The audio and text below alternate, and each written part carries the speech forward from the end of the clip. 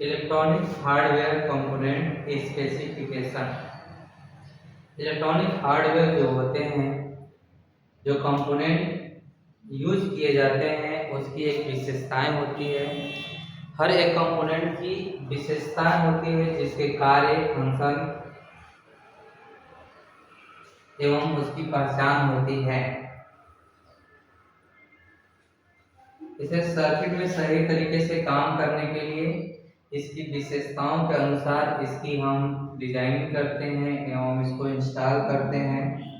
Electronic hardware component specification क्या है? Specification एक इलेक्ट्रॉनिक कंपोनेंट की तकनीकी जानकारी है, टेक्निकल नॉलेज है।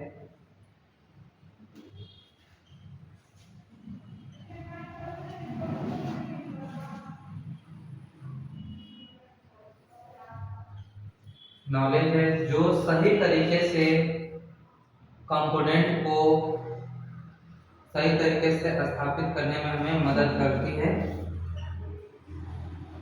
सामान्य कंपोनेंट जैसे रजिस्टर,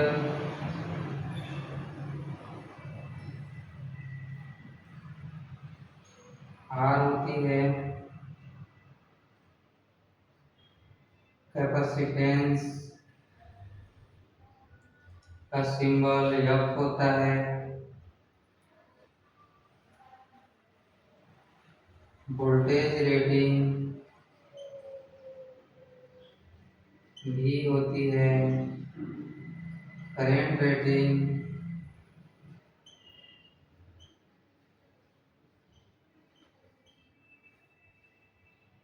ये होती है,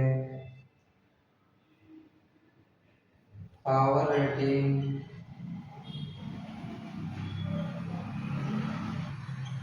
W होती है, फ्रीक्वेंसी रेटिंग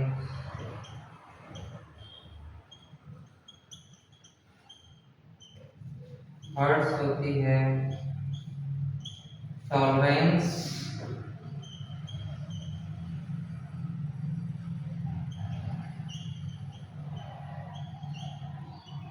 परसेंटेज होती है, और टेम्परेचर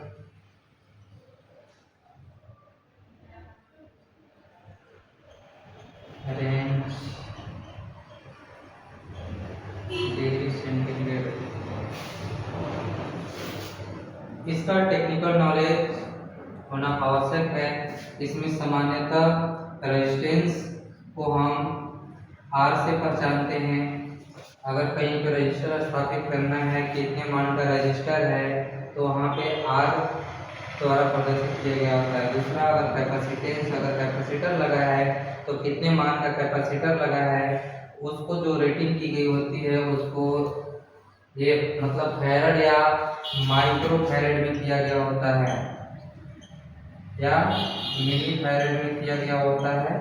ये इसकी साइन होती है, जिससे हम पहचान करके जितने वैल्यू का हमें कैपेसिटर लगाना होता है उसे हम स्थापित करते हैं।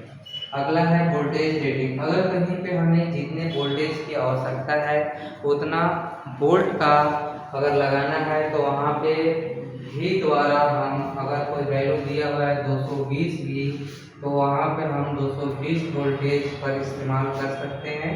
तो अगर हमें वोल्टेज की रेटिंग देखनी है, तो अगर वैल्यू के साथ में भी लिखा हुआ है, तो वहाँ पे हम वोल्टेज को देखते हैं कि इतने मान का वोल्टेज पर ये कार्य करेगा या इतने मान की वोल्टेज की रिक्वायरमेंट है।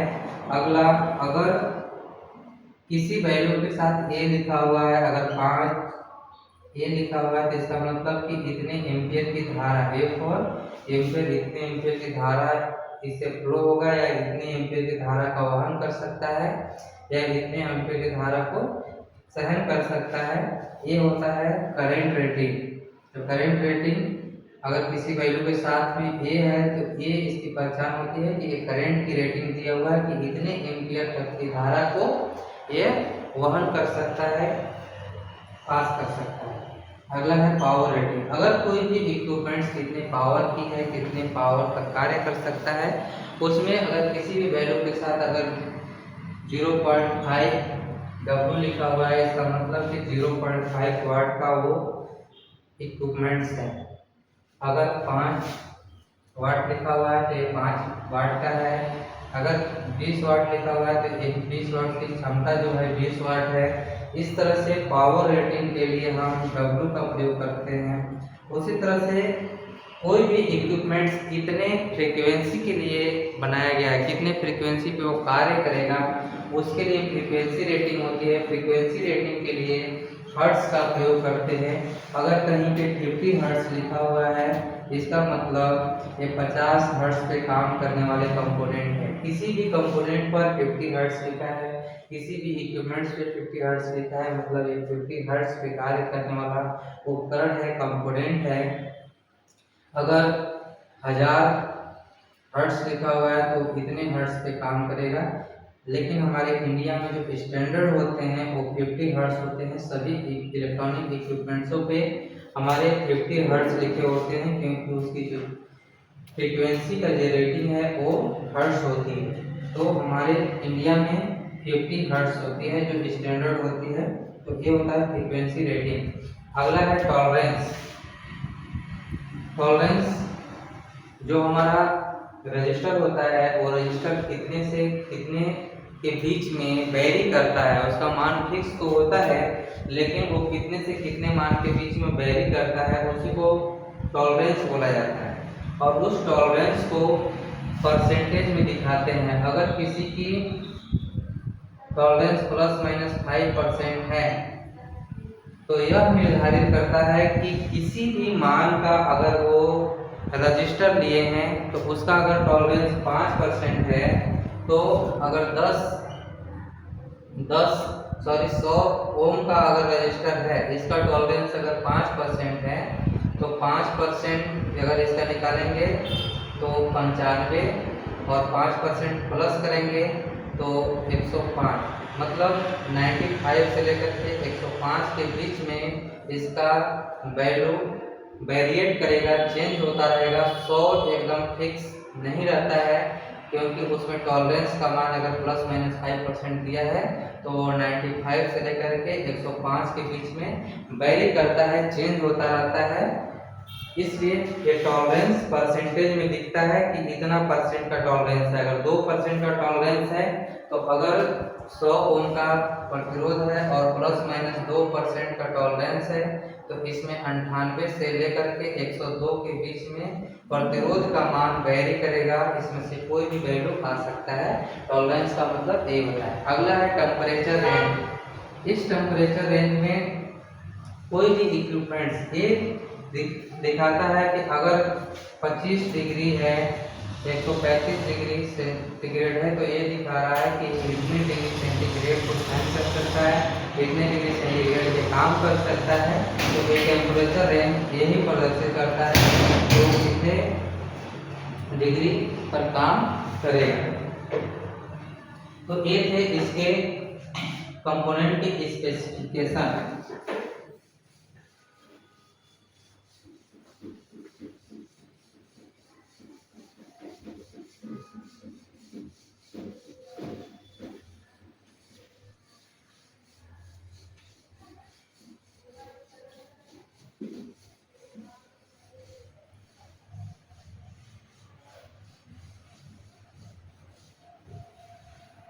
कुछ प्रमुख इलेक्ट्रॉनिक कंपोनेंट हैं, हम उनके बारे में कुछ चर्चा करेंगे।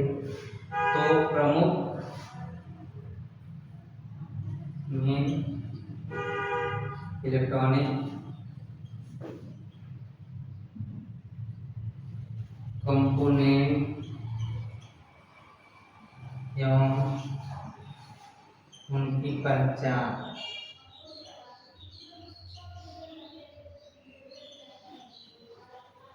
कैसे पहचान करेंगे? जो भी हम इलेक्ट्रॉनिक कंपोनेंट को देखेंगे उनकी पहचान कैसे करेंगे?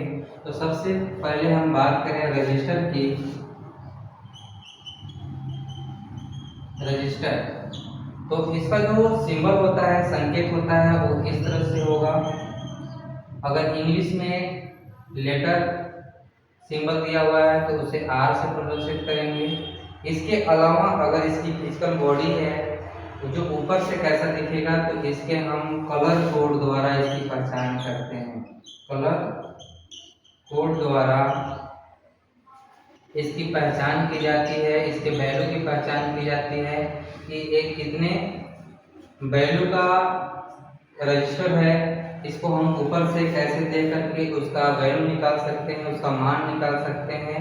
उसको लगाने से पहले हमें इसकी पहचान करना आवश्यक होता है, इसलिए हम इसे कलर कोड द्वारा पहचान सकते हैं। अगर लेटर सिंबल दिया हुआ है तो आर द्वारा प्रदर्शित करते हैं, अगर सिंबल दिया हुआ है, ड्राइंग सिंबल दिया हुआ है तो हमें इस सिंबल द्वारा प्रदर्शित करते हैं। रजिस्टर का मेन कार्य होता है सर्किट में जो करंट होते हैं, जो आवश्यकता से अधिक करंट फ्लो होते हैं, उस करंट को नियंत्रित करता है, करंट को कंट्रोल करने का काम करता है, करंट को कंट्रोल करने का कार्य करता है रजिस्टर। तो रजिस्टर जिसका लेटर सिंबल आर होता है, डाइंग सिंबल ए होता है, और इसकी पहचान कैसे करेंगे तो कलर कोड द्वारा इसकी पहचान करते हैं। इसकी वैल्यू कैसे निकालेंगे तो इसकी वैल्यू भी हम कलर कोड द्वारा ही निकालते हैं। अगला है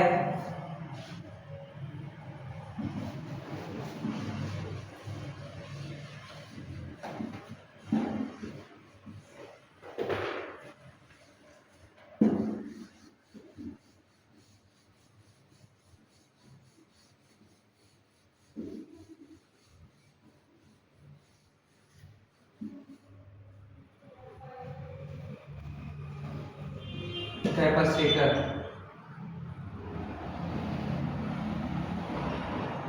कैपेसिटर जिसको हम संधारित्र बोलते हैं, इस कैपेसिटर का काम होता है इलेक्ट्रिक चार्ज को स्टोर करना।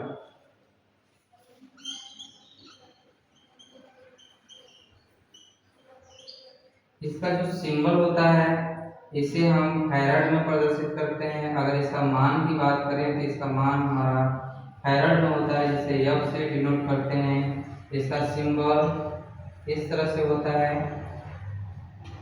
इसके अलावा इसका जो मान होता है उसको हम माइक्रो फैराड एवं मिली फैराड एवं फैराड में प्रदर्शित करते हैं। अगर कोई भी मान माइक्रो फैराड में है तो उसके साथ ये लेटर सिंबल लगा होगा। अगर किसी कैपेसिटर की वैल्यू मिली फैराड में है तो उसके साथ ये लेटर सिंबल बना होगा। अगर किसी कैपेसिटर की वैल्यू एफ है फैराड में है तो उसके साथ ये लेटर सिंबल बना होगा। ये अलग अलग मान के प्रदर्शित करने के लिए, छोटे बड़े मान को प्रदर्शित करने के लिए माइक्रो मिनी फैराड में दिया होता है। तो इसका जो संधारित्र होता है, संधारित्र का मेन कार्य चार्ज को स्टोर करना, जिसके हम फैराड में निर्धारित करते हैं।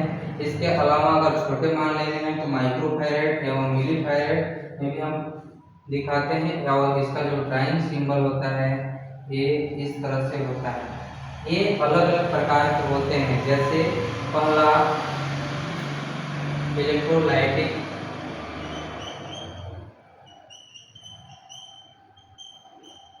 कैपेसिटर,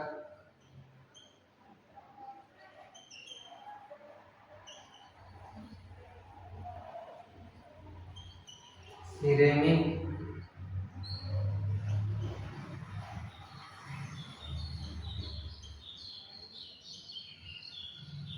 कैपेसिटर, फिल्म कैपेसिटर,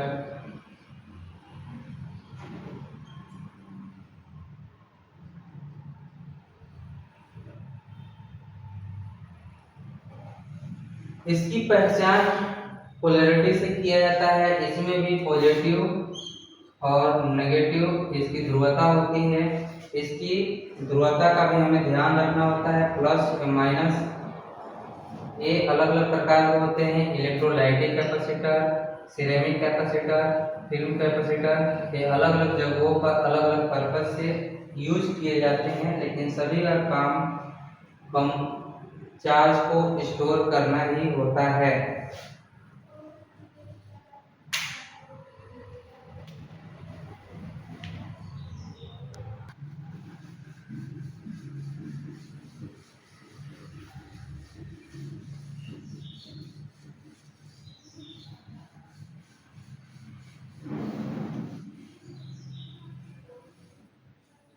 अगला हम पढ़ेंगे ट्रांसफार्मर।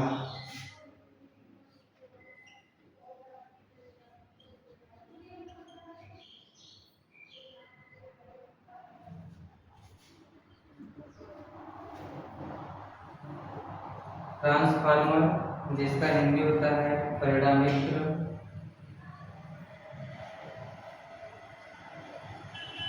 ट्रांसफार्मर क्या है? यह एक स्टैटिक डिवाइस है जो आवृत्ति को चेंज किए बिना वोल्टेज को कम अथवा अधिक करने के लिए ट्रांसफार्मर का प्रयोग किया जाता है। अगर वोल्टेज कम है तो वोल्टेज को बढ़ाने के लिए हम स्टेप अप ट्रांसफार्मर, अगर वोल्टेज अधिक है तो वोल्टेज को घटाने के लिए स्टेप डाउन ट्रांसफार्मर का प्रयोग किया जाता है। ट्रांसफार्मर क्या है? तो यह फ्रीक्वेंसी को कांस्टेंट रखता है, फ्रीक्वेंसी और एनर्जी को कांस्टेंट रखता है।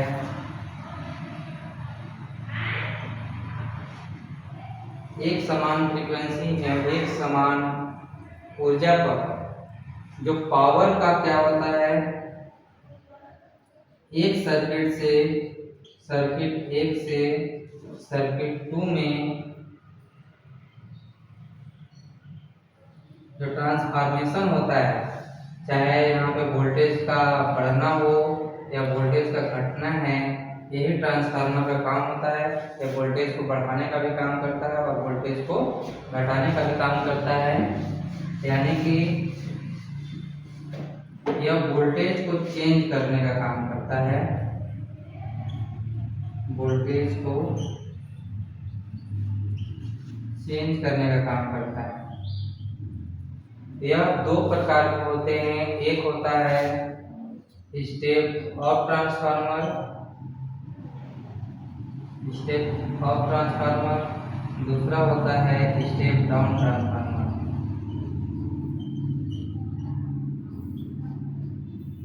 स्टेप अप ट्रांसफार्मर क्या होते हैं? ऐसा ट्रांसफार्मर जहाँ पे वोल्टेज को बढ़ाने की आवश्यकता होती है उसे स्टेप अप ट्रांसफार्मर कहते हैं। इसमें दो वाइंडिंग होते हैं, पहले साइड की वाइंडिंग को प्राइमरी वाइंडिंग करते हैं, दूसरे साइड की वाइंडिंग को सेकेंडरी वाइंडिंग करते हैं। स्टेप अप ट्रांसफार्मर में प्राइमरी साइड में जो नंबर ऑफ टर्न होते हैं वो कम होते हैं और सेकेंडरी साइड में नंबर ऑफ टर्न क्या होते हैं?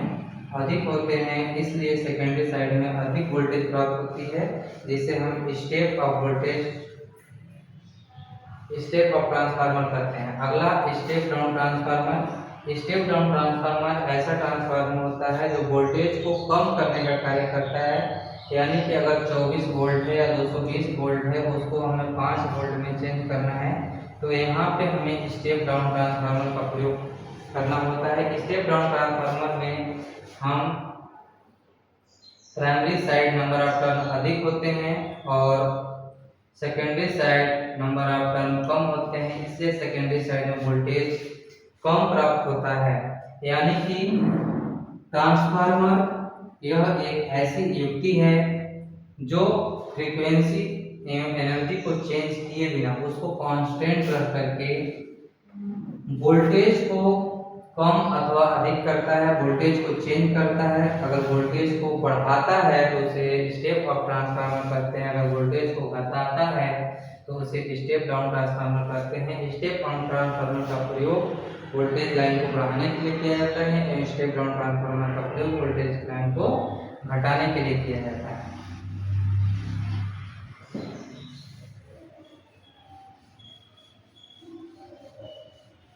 अगला है ट्रांजिस्टर।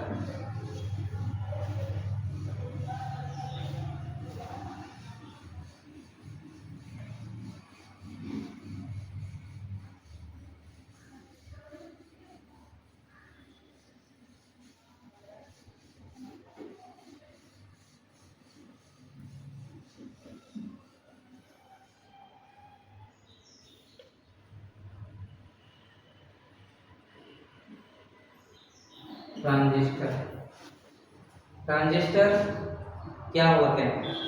तो ट्रांजिस्टर का काम स्विचिंग एवं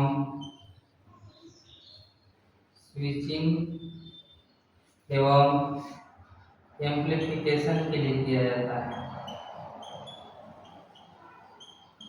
स्विचिंग एवं एम्प्लीफिकेशन के लिए किया जाता है। ये ट्रांजिस्टर दो प्रकार के होते हैं। एक होता है एनपीएन ट्रांजिस्टर और दूसरा होता है पीएनपी ट्रांजिस्टर।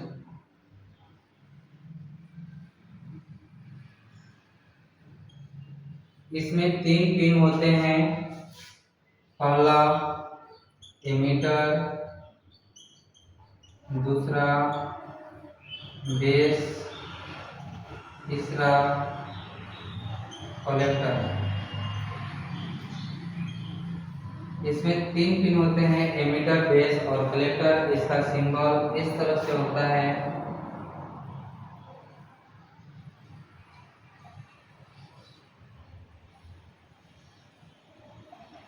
अगर ये पीएनपी है तो एमीटर से धारा इन करता है, और अगर ये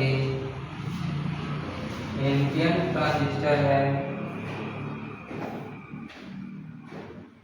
तो एमीटर से धारा निकास करता है। ये ट्रांजिस्टर में 3 पिन होते हैं, एमीटर, बेस और कलेक्टर। इसका उपयोग स्विचिंग एवं एम्प्लीफिकेशन के लिए किया जाता है। यह 2 प्रकार के होते हैं, एनपीएन ट्रांजिस्टर और पीएनपी ट्रांजिस्टर। और अगला हम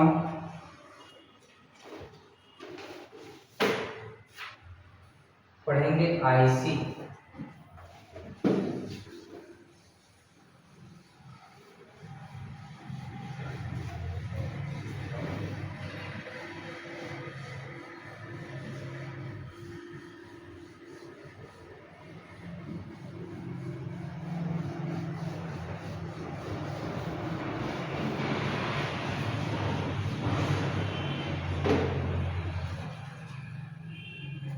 आईसी जिसका फुल फॉर्म होता है इंटीग्रेटेड सर्किट। इस आईसी का क्या उपयोग है, तो इसमें एक चिप में कई इलेक्ट्रॉनिक कंपोनेंट को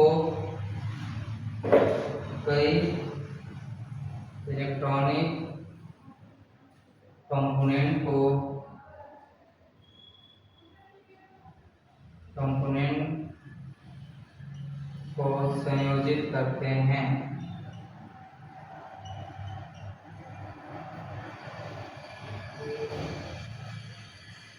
इसकी पहचान कैसे करते हैं?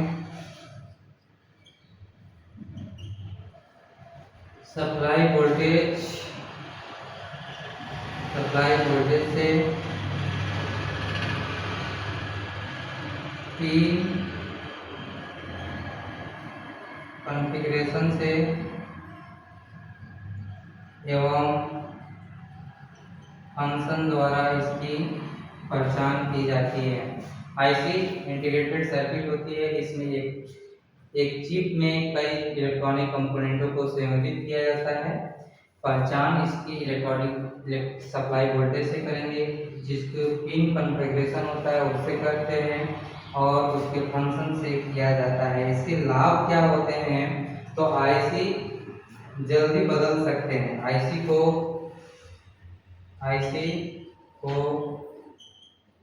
जल्दी बदला जा सकता है।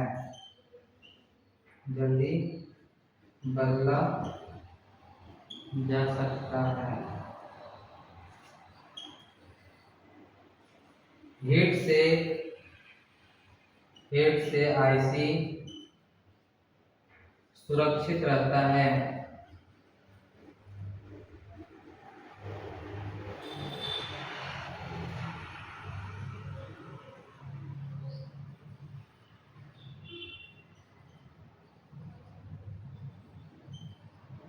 मेंटेनेंस आसान होता है।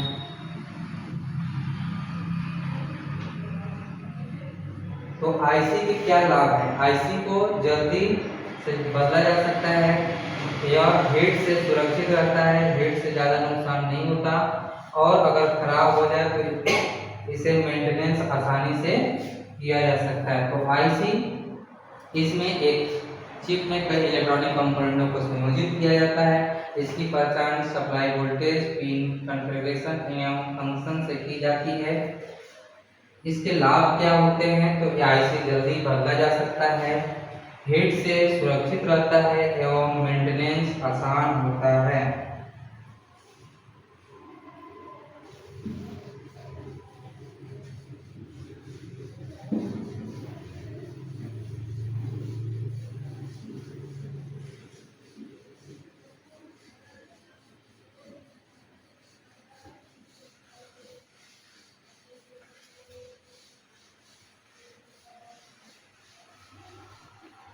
अगला हम पढ़ेंगे आईसी सॉकेट। ये आईसी सॉकेट क्या होते हैं? आईसी सॉकेट, आईसी को सुरक्षित रूप से स्थापित करने के लिए, फिक्स करने के लिए आईसी सॉकेट की आवश्यकता होती है। तो आईसी सॉकेट का प्रयोग आईसी को फिक्स करने के लिए, आईसी को सुरक्षित रूप से लगाने के लिए, स्थापित करने के लिए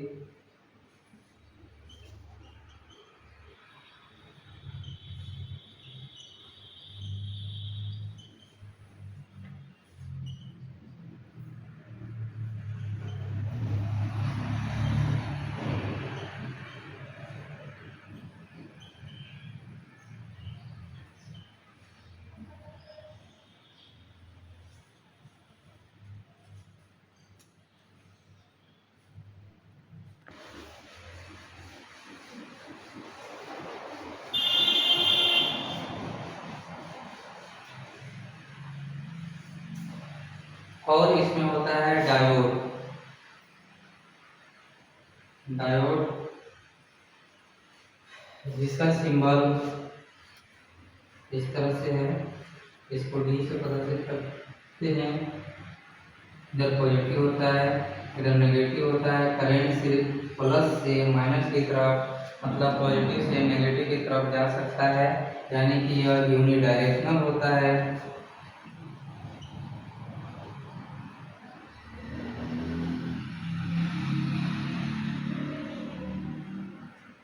अगला है एलईडी। एलईडी जिसका फुल फॉर्म होता है लाइट इमिटिंग डायोड। एलईडी का प्रयोग इंडिकेशन के लिए किया जाता है, इंडिकेटिंग लाइट के रूप में प्रयोग करते हैं। ये लाइट इमिटिंग डायोड, इसकी जो पोलैरिटी होती है फिक्स होती है। इसमें दो होती है, एक प्लस और एक माइनस। पॉजिटिव की जो लीड होती है वो लॉन्ग होती है, और नेगेटिव की जो लीड होती है वो शॉर्ट होती है, छोटा होता है। इससे इसकी पॉजिटिव और नेगेटिव ध्रुवता की पहचान करते हैं एलईडी का। एलईडी लाइट इमिटिंग डायोड, जिसका उपयोग हम इंडिकेशन लाइट के लिए करते हैं। अगला हम पढ़ेंगे फ्यूज।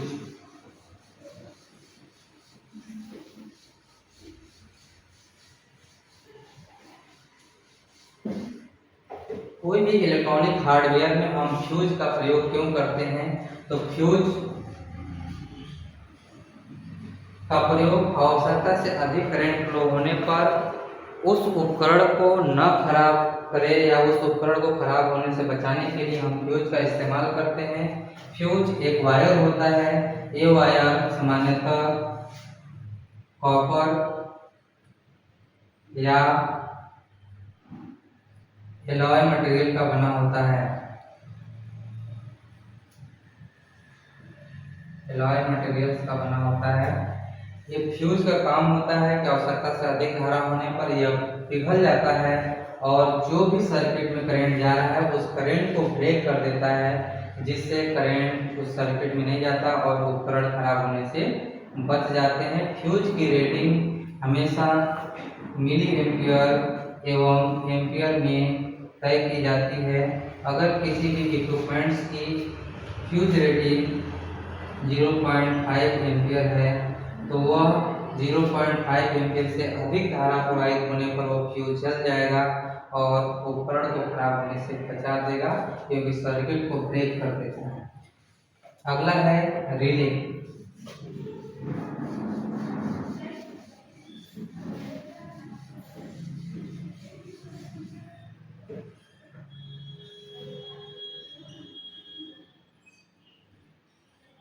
रिले रिले एक सेंसिंग डिवाइस है, सेंसिंग डिवाइस है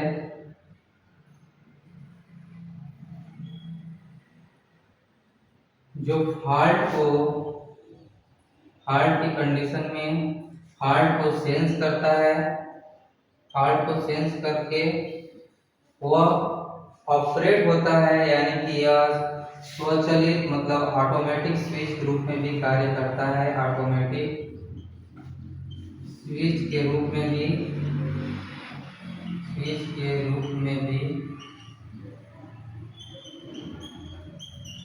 कार्य करता है।